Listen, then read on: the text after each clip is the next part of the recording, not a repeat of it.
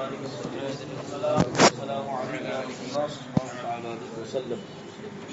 اللہ الرحمن الرحیم اللہم صلی علی سیدنا و مولانا محمد وبارک وسلم.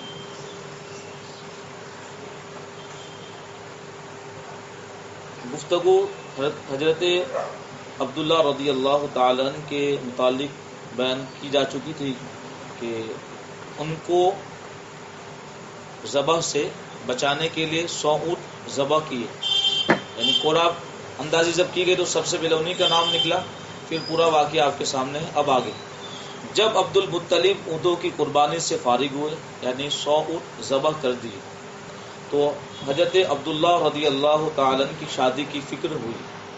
عبداللہ نور محمدی صلی اللہ علیہ وسلم کے سبب کمال حسن و جمال رکھتے تھے، یعنی نبی کے نور کے صدقے میں ان کی پیشانی اور ان کا چہرہ مبارکہ سورج کی طرح چمک دمک رہا، اور پورے مکے کے اندر آپ کی حسن و خوبصورتی کا چرچا تھا، اور قضیہ ذبح سے اور مشہور ہو گئے، یعنی جو واقعہ ذبح کا اس سے اور زیادہ مشہور ہو گئے، فیمس.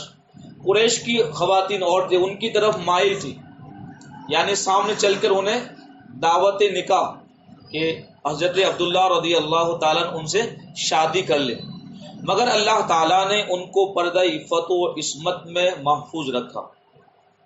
یہ پردہ عفت و عصمت یعنی پاکیزگی اور گناہوں سے محفوظ رہنا، اللہ نے ان کو ہر گناہ سے بچایا. عبد المطلب رضی اللہ تعالیٰ ان کے لیے ایسی عورت کی تلاش میں تھے جو شرف، نسب و حسب و عفت میں ممتاز ہو، یعنی سب سے اعلیٰ ہو. شرف بزرگی، نسب یہ بیان ہو چکا یعنی خاندان، حسب یعنی ان کا خاندانی ریت و رواج وہ بھی صحیح ہو. خاندان تو اچھا ہو لیکن خاندان کے اندر وہ خاندان کے معیار کی ہے کہ نہیں. ایک ہے نسب اور ایک ہے حسب، آئے بات یعنی طور و طریقے عادت ہو. اچھے خاندان کے ہو لیکن اچھے خاندان کے کیریکٹر کے مطابق بھی نہ ہو تو کیا کام، صرف نام ہی نام ہو، کام کچھ نہ ہو. اور عفت یعنی پاکیزہ ہو. اس لیے وہ ان کو بنو زہرہ کے سردار وہب بن عبد مناف بن زہرہ بن کلاب بن مرہ کے یہاں لے گئے. وہب کی بیٹی آمینہ زہریہ قرشیہ نسب و شرف میں قریش کے تمام عورتوں میں سب سے افضل. حضرت عبداللہ رضی اللہ تعالیٰ عنہ مکے کے حسینوں میں جوانوں میں سب سے حسین و جمیل نور مصطفیٰ کی برکت سے، ادھر ان کی والدہ محترمہ مدینہ کے لوگوں میں یعنی مدینہ کی عورتوں میں سب سے عظیم حسن و جمال کے اعتبار سے، فضل و کمال کے اعتبار سے، خاندان و شرافت کے اعتبار سے. عبد المطلب نے وہب کو عبداللہ کی شادی کا پیغام دیا اور وہی عقد ہو گئے. آئی بات سمجھ میں؟ مختصر.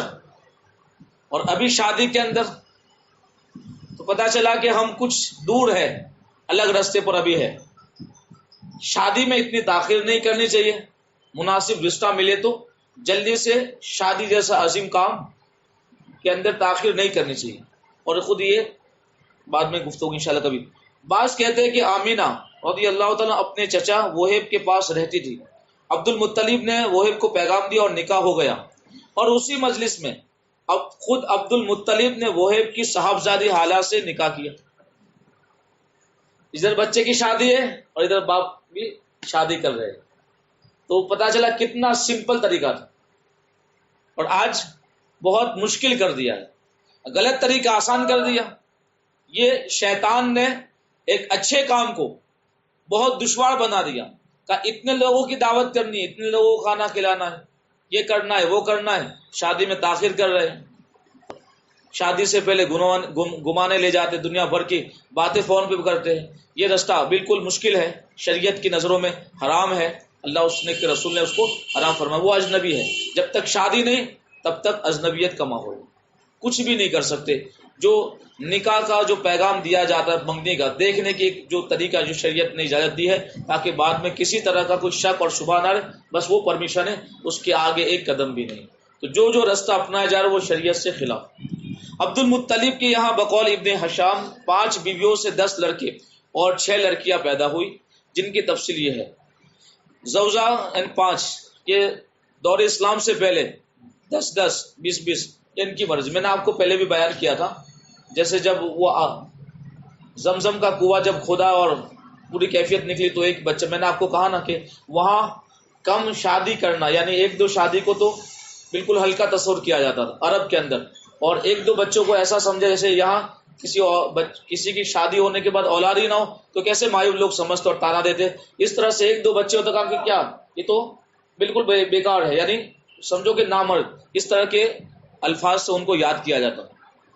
تو اس ماحول کی بات ہے، اسلام نے منع کر دیا تو بہت سے وہ تھے جن کی روایت میں کہ ایک کی 6 عورتوں سے شادی ہوئی تھی، لیکن آقا نے منع فرمایا، انہوں نے اسی وقت 2 عورتوں کو طلاق دے دی، ایک کی 5 تھی تو انہوں نے ایک کو فوراً طلاق دے دی۔ یہ سیرت کی کتابوں میں یہ ساری باتیں ہیں، تو یہ کنفیوز آپ نہ ہو کہ ان کی 5 شادیاں تو یہ دور اسلام سے قبل کی بات ہے۔ آئی بات سمجھ میں؟ آپ سمجھ رہے ہیں نا کہ شادی نبی اکرم صلی اللہ تعالی علیہ وسلم کے ماں باپ کی ہو رہی ہے، تو پھر تو 40 سال کا وہ وقت جب تک آپ نے ابھی اظہار نبوت نہیں فرمایا، وہ زمانے تو بات کہ ابھی دنیا میں جس میں جاہلی کے ساتھ تشریف نہیں لائے، تو یہ دور جاہلیت کی باتیں ہیں، اور اس وقت اس طرح کا کوئی ماحول نہیں تھا۔ تو 5 بیویاں، سمرہ بنت جندب حوازنیہ یہ پہلی عورت کا نام ہے، تو سمرہ یاد رکھ لینا، ان سے پیدا ہونے والا بچہ حارث، اور لبنہ بنت حاجر خزاعیہ، تو لبنہ یاد رکھنا، سمرہ لبنہ، لبنہ سے ابو لہب، اس کا اصلی نام عبد العزا، یعنی سورہ لہب جس کے بارے میں نازل ہوئی ہے، یہ وہی کمبخت۔ فاطمہ بنت عمرو مخزومیہ، فاطمہ بنت عمرو مخزومیہ، ان سے ابو طالب اصل نام عبد مناف، زبیر، عبداللہ، نبی اکرم صلی اللہ تعالی وسلم کے والد محترم، اور بیضا، عاتقہ، برہ، امیمہ اور اروا، یہ پھوفی آقا کی، بیضا، عاتقہ، برہ، امیمہ اور اروا یہ 5، اور صفیہ 6، اور حالہ بنت وہب زہریہ سے حمزہ، مقوم، حجل، حمزہ، مقوم اور حجل، اور نطیلہ بنت خباب خزرجیہ، ان سے عباس اور زرار، تو گویا 10 لڑکے اور 6 لڑکیاں، یعنی گویا نبی اکرم صلی اللہ تعالی وسلم کے 9 چچا اور 6 پھوپھیاں۔ جب نور محمدی صلی اللہ علیہ وسلم حضرت آمینہ رضی اللہ تعالیٰ عنہ کے رحم مبارک میں منتقل ہو گیا تو کئی عجائبات ظہور میں آئے۔ عجائبات تو سمجھ لیں، عجیبہ یعنی جو چیزیں کبھی دیکھی نہیں ہیں وہ دکھنے میں آئی، اس کو کہتے ہیں عجوبہ، نہیں بولتے ہیں دنیا کے اندر 7 عجوبے، اشارہ سمجھ جائے۔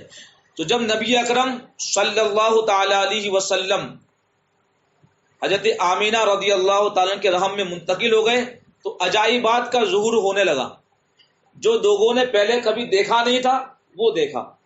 اس سال قریش میں سخت قحط سالی تھی، یعنی نور مصطفیٰ صلی اللہ علیہ وسلم جب تک منتقل ہیں اس وقت کیا تھی؟ سخت قحط سالی، بارش نہیں ہو رہی تھی، لوگ پریشان تھے، جانور پریشان تھے۔ اس نور کی برکت سے زمین پر جا بجا رویدگی کی مخملی چادر نظر آنے لگی۔ رویدگی مطلب اب سمجھئے کہ ہر جگہ سبزہ، اور جیسے باغیچوں کے اندر آج گھومنے کے لوگ جاتے ہیں تو کبھی ایسا ہوتا ہے کہ پاؤں سے نہ چلے، یہ چمپل سے نہ چلے بلکہ چمپل نکال کے پاؤں پر چلے، اچھا لگتا ہے۔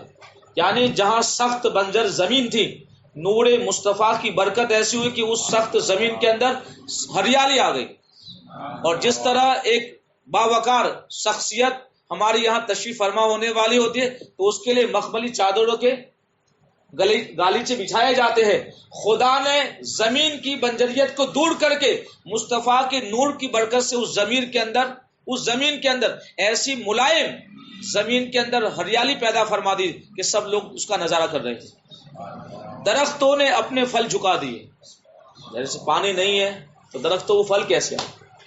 یہ نور مصطفیٰ کی برکت، درختوں میں پھل آ گئے، سوکھے درخت ہیں تو عجوبہ ہوا کہ نہیں ہوا؟ اور مکے میں اس قدر فراخ سالی مطلب کشادگی، رزق میں اتنی برکت ہوئی کہ اس سال کو سنۃ الفتح والابتہاج، یعنی خوشحالی کا سال اور کامیابی کا سال کہا جانے لگا۔ اتنی خوشحالی، اتنی برکت ملی لوگوں کو کہ سخت قحط سالی ہے، پانی نہیں ہے، پانی سے تو سبزی آتی ہے، پانی سے تو ہریالی آتی ہے، پانی جب درختوں کی جڑوں میں پہنچتا ہے تو درخت پھل دیتے ہیں، لیکن یہاں درختوں کے نیچے پانی نہیں پہنچا ہے، نور مصطفیٰ کا پانی پہنچا ہے، بظاہر نظر نہیں آ رہا ہے، لیکن وہاں شادمانی اور خوشی کا یہ ماحول کہ اس پورے سال کو سنۃ الفتح والابتہاج یعنی کامیابی کا سال اور خوشحالی کا سال کہا جانے لگا۔ قریش کا ہر ایک چار پایا فصیح عربی زبان میں حضرت آمینہ رضی اللہ تعالی عنہا کے حمل کی خبر دینے لگا۔ جانور نور مصطفیٰ کے قصیدے گا رہا، بے زباں ہے، مکلف نہیں ہے، جو مکلف ہے وہ شان کو بیان کرنے سے کہا کہ اتنی شان بیان کرے خدا کے برابر ہو جائے، نادا خدا کی ذات کو تو کیسے پہچانے گا؟ پتا چلا کہ انہوں نے ابھی رب کو پہچانا نہیں، رب کی ذات کے متعلق جو عقیدہ رکھنا ہے یہ تو عقیدہ حقہ ہے کہ خدا کی ذات و صفات کا کما حق کا علم خدا نے کسی کو عطا ہی نہیں فرمایا، یہ عقیدہ ہے۔ ان کو یہ بنیادی عقیدہ ہی نہیں معلوم، اور کیوں معلوم ہو؟ جب وہ مومن ہی نہیں ہے، جب ایمان والے نہیں ہیں۔ انہوں نے کلمہ لوگوں کو دھوکہ دینے کے لیے پڑھا، انہوں نے قرآن زبانوں سے پڑھا لیکن لوگوں کو دھوکہ دینے کے لیے۔ ان کا حال بس وہی ہے جو حضرت عثمان غنی کے زمانے میں عبداللہ بن سبا لوگوں کے اندر حب اہل بیت کا نام لے کے اپنا کام کیا، اور پھر کہا کہ امر بالمعروف اور نہی عن المنکر، یعنی اس تیزی کے ساتھ لوگوں میں اچھائیوں کا حکم دو، برے کاموں سے لوگوں کہ لوگ تمہارے کلچر کو دیکھ کر تم سے جڑ جائے۔ تو انہوں نے ایسا ہی کام کیا اور اس کام میں ہم پیچھے رہ گئے۔ ہماری کوششیں کم ہے، کوشش ہمیں زیادہ کرنی ہے نا۔ نبی اکرم صلی اللہ تعالی علیہ وسلم سے سچی محبت رکھنے والے ہم لوگ ہیں۔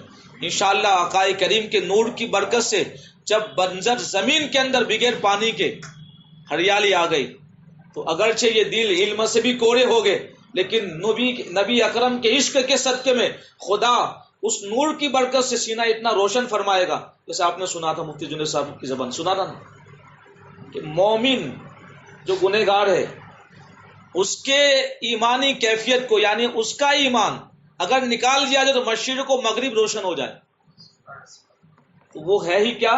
مصطفیٰ جان رحمت صلی اللہ تعالی علیہ وسلم کی محبت کا نور۔ اجالے پیدا کرو، لوگ ہمیں دیکھ کر پہچانے، جیسے حضرت امام محمد رحمۃ اللہ تعالی علیہ کا وصال ہوا تو ان کے جنازے پر 5000 یہودی لوگ کلمہ پڑھے کہ جب محمد صلی اللہ تعالی علیہ وسلم کے غلام محمد کے چہرے کا یہ عالم ہے تو مصطفیٰ جان رحمت صلی اللہ علیہ وسلم کے چہرے کا عالم کیا ہوگا؟ تو اسی لیے ضرورت اس چیز کی ہے کہ ہم اپنے تشخص کو پہچانے، ہم ہیں کون، عشق مصطفیٰ رکھنے والے سچے عاشق رسول بنے، عملی اعتبار سے، عقیدے اعتبار سے، کسی بھی چیز میں کسی کی کوئی رعایت نہ کرے، شریعت کا جو حکم ہے وہ بیان کرنے میں خوف بھی نہ کھائے۔ بادشاہوں کے تخت اور بت اونڈے گر پڑے، بادشاہت ابھی سے دگمگانے لگی، اور مشرق و مغرب کے وحشی چرند پرند اور دریائی جانوروں نے ایک دوسرے کو خوشخبری دی۔ سوچئے چرندے پرندوں کو پتا چل گیا، اور 1400 سال کے بعد آج کے وہابیوں کو پتا نہیں چلا کہ شان مصطفیٰ کیا ہے۔ کیا کہے گے؟ یہ سیرت کی کتابیں نہیں، یہ میں اپنی طرف سے تو نہیں بول رہا ہوں نا، کتاب سامنے رکھ کے بول رہا ہوں نا، اور آپ بھی دیکھ سکتے ہیں۔ جن پکار اٹھے کہ حضرت کا زمانہ قریب آ گیا، کہانت کی آبرو جاتی رہی، روحانیت پر خوف طاری ہوا۔ حضرت کی والدہ ماجدہ نے خواب میں سنا کوئی کہہ رہا ہے تیرے پیٹ میں جہاں کا سردار ہے، جب وہ پیدا ہوگا تو ان کا نام محمد رکھنا صلی اللہ علیہ وسلم۔ اتنے سارے کمالات، اتنے سارے عجائبات دیکھ کر بھی مصطفیٰ کی شان بیان کرنے سے اب بھی شرم آئے، اور یہ تانا دے کہ اہل سنت کے لوگ نبی کا مقام اتنا بلند کرتے معاذ اللہ وہ خدا کے برابر کر دیتے۔ نادو تو تم نے پہچانا نہیں اور پہچاننے کی صلاحیت بھی نہیں ہے۔ جنہوں نے پوری زندگی، پوری لائف، حجر و سفر سب میں نبی کی سنگت و صحبت میں رہے، ان سے آقا نے فرمایا اے صدیق، میری حقیقت کو میرے رب کے سوا کوئی نہیں جانتا، تو کیسے جانے گا؟ تو ہوتا ہے کون؟ جب قول مشہور کے موافق حمل شریف کو 2 مہینے پورے ہو گئے تو حضرت تو حضرت کے دادا عبد المطلب نے آپ کے والد حضرت عبداللہ رضی اللہ عنہ کو مدینے میں کھجور لانے کے لیے بھیجا، اور حضرت عبداللہ رضی اللہ تعالیٰ وہاں اپنے والد کے ننیحال بنو عدی بن نجار میں 1 ماہ بیمار رہ کر انتقال فرما گئے، اور وہیں دار نابغہ میں دفن ہوئے۔ دار نابغہ یہ جگہ ہے جہاں نبی اکرم صلی اللہ علیہ وسلم کے والد مبارک کا مزار شریف۔ بعض کہتے ہیں کہ عبد المطلب نے حضرت عبداللہ رضی اللہ تعالیٰ عنہ کو تجارت کے لیے ملک شام بھیجا تھا، اور واپس آتے ہوئے مدینہ میں بنو عدی بن جو ننیحال تھا وہیں ٹھہرے اور بیمار ہو کر وہیں رہ گئے۔ حضرت عبداللہ رضی اللہ تعالیٰ عنہ کا ترکہ ایک لونڈی ام ایمن برکہ حبشیہ اور 5 اونٹ اور کچھ بکریاں تھیں۔ اللہ تعالیٰ نبی اکرم صلی اللہ تعالیٰ علیہ وسلم کی غلامی میں ہمیں زندگی کے دن گزارنے کی توفیق عطا فرمائے، اور سچا اور بالکل واضح جو عقیدہ ہے اس عقیدے پر پوری زندگی موت تک اللہ اسی مذہب حقہ پہ ہمیں سلامتی کے ساتھ قائم و دائم فرما دے، اور اللہ تبارک و تعالی نبی پاک صلی اللہ تعالی علیہ وسلم کی سیرت پر ہم سب کو عمل کرنے کی توفیق عطا فرمائے۔ ان اللہ و ملائکۃ یصلون علی النبی یا ایھا الذین آمنوا صلوا علیہ وسلموا تسلیما۔ اللهم صل علی سیدنا مولانا محمد معدن الجود والکرم وعلیہ وبارک وسلم۔ صلاۃ و سلام علیک یا رسول اللہ صلی اللہ تعالی علیہ وسلم وفوض امری الی اللہ ان اللہ بصیر بالعباد برحمتک یا ارحم الراحمین۔ تو بہت بڑا کام ہے سیرت کا، کوئی مختصر نہیں ہے، لیکن یہ باتیں کچھ آپ کو کہہ دی جاتی ہے، یہ بھی مختصر نہیں کام ہے، بہت بڑی